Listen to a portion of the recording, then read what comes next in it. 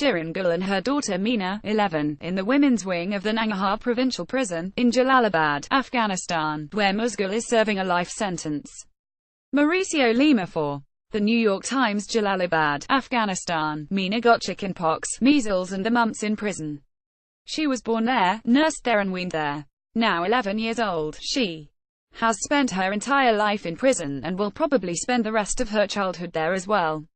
The girl has never committed a crime, but her mother, Shirin Gul, is a convicted serial killer serving a life sentence, and under Afghan prison policy she can keep her daughter with her until she turns 18. Meena was even conceived in prison, and has never been out, not even for a brief visit.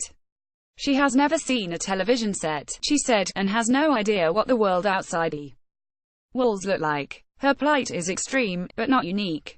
In the women's wing of the Nangarhar provincial prison here, she is one of 36 children jailed with their mothers, among 42 women in all.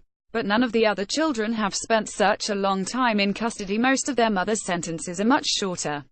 Locking up small children with their mothers is a common practice in Afghanistan, especially when there are no other close relatives, or fathers are absent or estranged.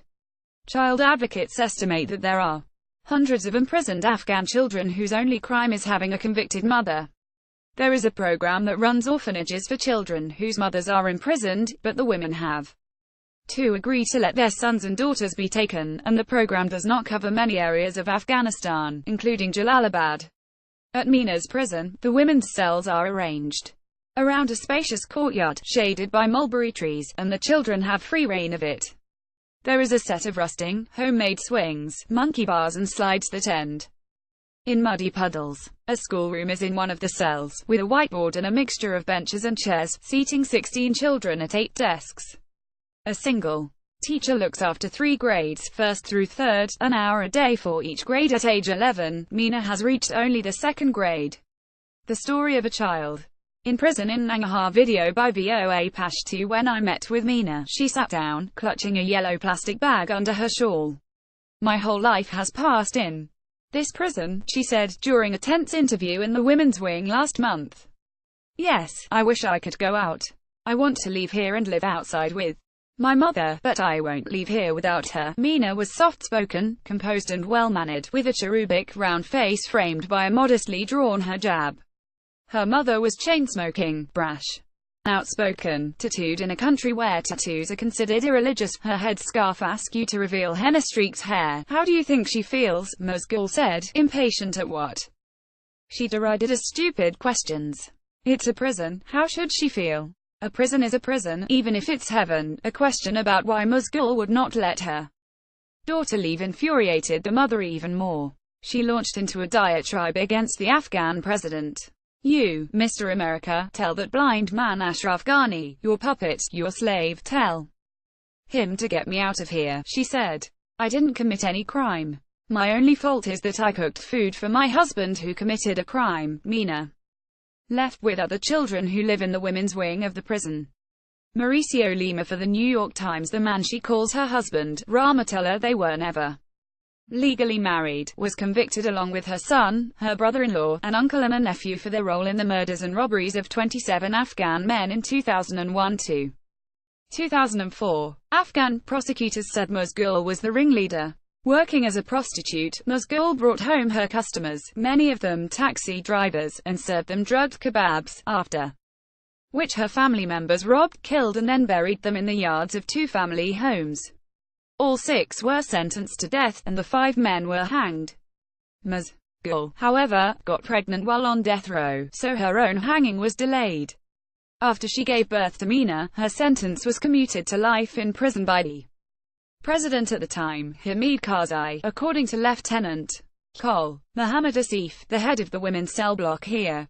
Mauricio Gul first claimed that she had never confessed to the crimes, then said she had been tortured into confessing to them. Frustrated, she made clawing gestures across a table and hissed, I'll kill you. I'm going to come over there and take out your eyes. Meena touched her lightly on the shoulder to try to calm her down, put a forefinger to her lips and said, SHH. Her mother subsided, briefly. The girl was still holding the yellow plastic bag. Inside was a bundle wrapped in a carefully folded red and white kitchen towel. What's in there, Meena? I asked. Pictures of my father. She proudly unwrapped them to show them off. Meena and her mother rarely get visits, and never from family members or friends, all of whom are either dead or estranged. Part of the reason Meena is still behind bars is that she has no surviving relatives who would take her, even if her mother allowed it. Or as Gul explained it, I have many enemies. I wouldn't trust anyone to take Meena outside. The photos were of Rahmatullah, whom Meena calls her father, portraits, snapshots on holiday, pictures of him with Gul. Rahmatullah, who like many Afghans had only one name, was also convicted of killing Gul's legal husband, a police colonel, when Gul and Rahmatullah were having an affair. The colonel's body was among those found buried in the yards of the family homes in 2004. Rahmatullah was also a convicted pedophile and thief and, reputedly, a former Taliban commander. What he almost certainly was not, however, was Meena's biological father. The dates do not fit. He was already in jail when he implicated Gul in the murders, and they were in different prisons in different cities at the time of Meena's conception. Afghan officials said that an unknown prison officer was Meena's birth father, and officials accused Gul of deliberately getting pregnant to avoid the gallows. Meena went through the photographs one after another, lingering over some, including two of Rahmatullah dead after his hanging, in a burial shroud, but with his face visible. It was not a pretty sight. In a 2015 interview with the New York Times, Gul admitted that she and Rahmatullah had killed her husband together. Shirin Gul with Meena by a prison gate. Mauricio Lima for the New York Times. She denied it when I spoke to her. It was all Rahmatullah's fault, Gul said. I would not be here if it wasn't for him. They should execute me, then Meena would have cried for one day, and it would be over. Instead I am crying every day. It's a slow death, dying all the time. In her calmer moments, Gul had a simple, chilling message to convey: Meena deserves her freedom. But she won't get it unless her mother does too. Tell Ashraf Ghani that, she demanded.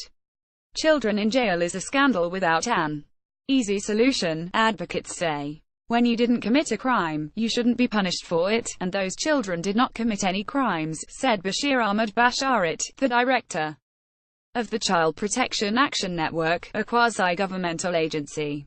Keeping the children in prison is against both international norms and Afghan law, Mr. Basharit said, despite the practice being so widespread. But it's something where we don't have other alternatives. The country's approximately 30 women's prisons have several hundred children accompanying their mothers, he said. The women's wing at the Puli Chaki prison in Kabul now has 41 children who are younger than 5. As Afghan prisons go, Nangarhar's women's facility appeared to be comparatively uncrowded and well-maintained.